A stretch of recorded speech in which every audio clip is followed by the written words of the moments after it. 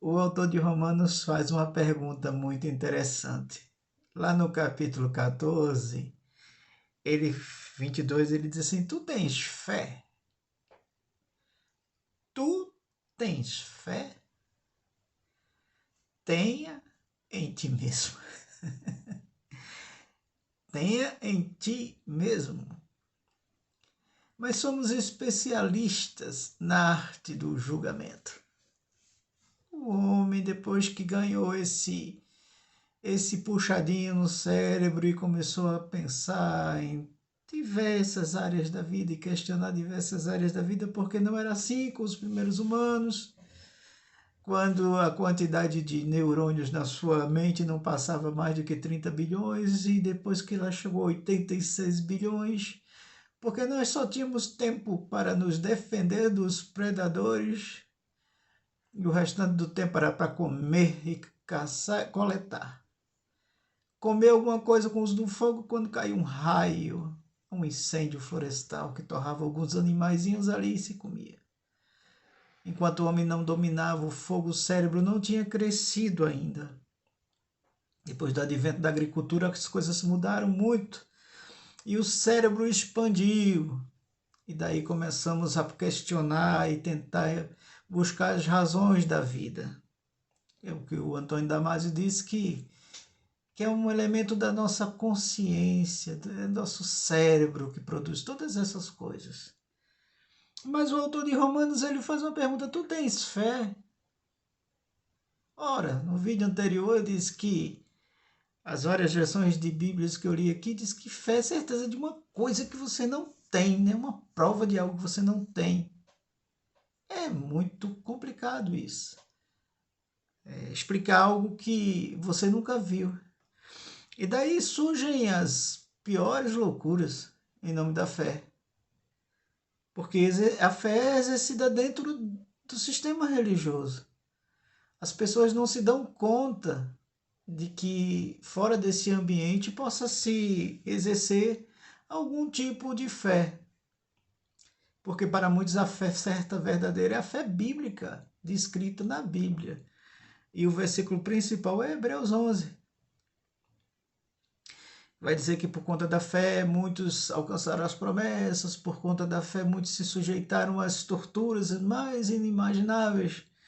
E eu acredito que sim. Quando, quando eu me converti muito novo, aos 11 anos, e durante muito tempo eu amava e amo até hoje ler a Bíblia, que para mim as escrituras não é palavra de Deus é uma construção bem moderna, para quem não sabe.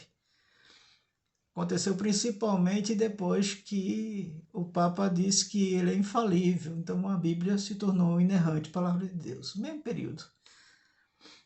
Então, as Escrituras vão mostrar que fé é essa certeza. Eu cresci nesse ambiente e às vezes eu ia para alguns lugares religiosos, principalmente católicos, algumas igrejas. Eu lembro que uma vez, estando lá não sei quantos conhecem aqui, uma gruta que tem em Bom Jesus da Lapa, uma católica, e lá, assim como tem Aparecida, tem uma sala dedicada só aos milagres.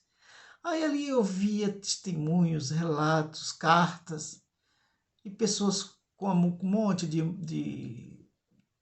muletas, um monte de mãos de cera, pés de cera, cabeça de cera.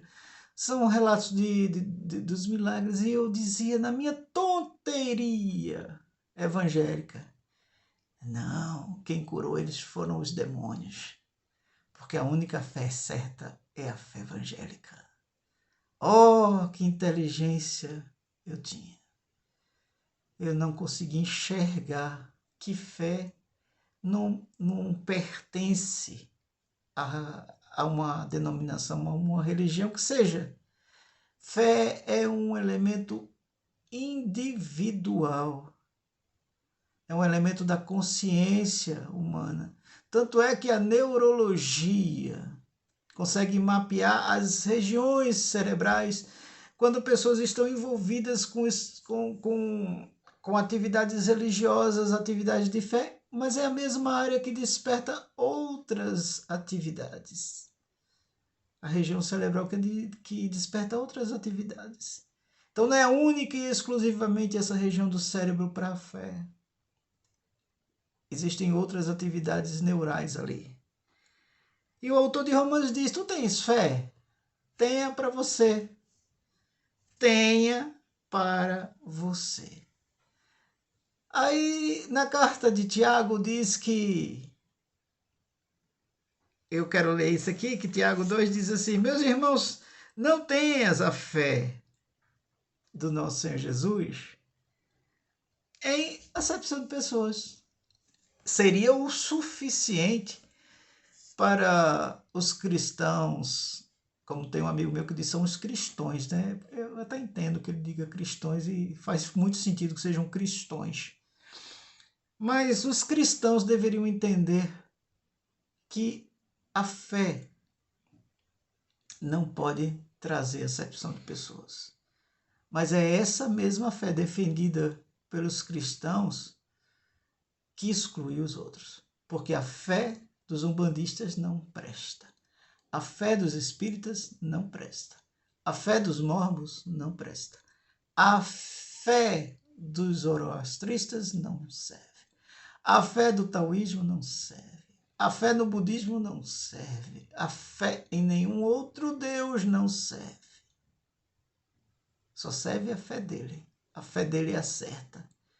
É aquela velha disputa infantil que minha mãe é melhor, que meu pai é melhor. Esquecem de ler que o Tiago diz, olha, não tem essa fé para fazer acepção de pessoas, porque se entra um camarada rico com um anel caro no dedo e esse chegar, você já chama ele para sentar no lugar nobre, né, da casa, mas você pega aquele coitadinho, pobre, lascado, e você deixa ele lá de fora. Que fé é essa? Então por isso que eu digo, minha fé não é religiosa, a minha fé se dá para a vida. Parece fazer mais sentido com o que o Tiago diz aqui, né? Fé para a vida, fé para exercer para a pessoa semelhante, teu vizinho, que às vezes está passando um perrengue daqueles. Se mostra presente, cara. Né? Eu acho que você não precisa de uma fé religiosa para se tornar melhor. Mas as pessoas insistem nisso. Precisam de uma fé baseada na sua religião, porque a fé dele, que o Deus dele é o Deus melhor do que o Deus do outro. Eu estou dando esse espaço aqui entre as cosmogonias, porque me veio forte isso no dia de hoje. Mas eu vou voltar, porque é muito interessante a gente entender esse contexto das cosmogonias do passado, para a gente entender que o cristianismo sai do judaísmo, que sai do zoroastrismo e que de muitos achados sumérios da época. Volto a afirmar aqui que a minha intenção aqui não é destruir a fé de ninguém, porque eu não tenho esse poder. Eu lido com as minhas questões de fé, não com a de ninguém. Agora, a fé não deve ser um elemento para trazer discórdia, apesar dela estar instalada no cérebro. Ela deveria ser um motivo para aproximação. Né? As pessoas se dizem tão filhas do Cristo do amor, mas exercem tão pouco amor desse Cristo. Pensa um pouquinho nisso.